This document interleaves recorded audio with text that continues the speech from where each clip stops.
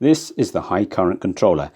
It has all the same features as the basic controller, but it is suitable for much larger pumps, such as those used for soft washing. To wire your controller, start by connecting the 12 volts DC pump. Connect the brown controller wire to the red pump wire, then the blue controller wire to the black pump wire. Next, connect the black wires together and the red wires together, but do not connect them to the battery. Now fit the ring crimps to the end of the wires and the fuse holder close to the battery end of the red wire. To do this, cut the wire and attach ring crimps to each end. Place the ring crimps over the fuse holder terminals, but do not fit the fuse yet. Now attach the black ring crimp to the negative terminal and the red to the positive terminal. Finally, fit the 30 amp fuse in the fuse holder. Secure in place with the nuts provided and close the fuse holder.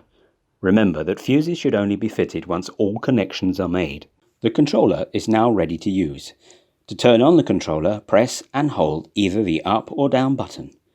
Use the up button to increase the flow rate and the down to decrease the flow rate. To turn your controller off, press and hold the enter button.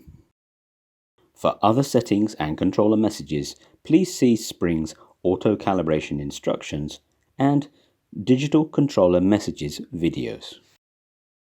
For more information and products, please see www.springltd.co. Thank you.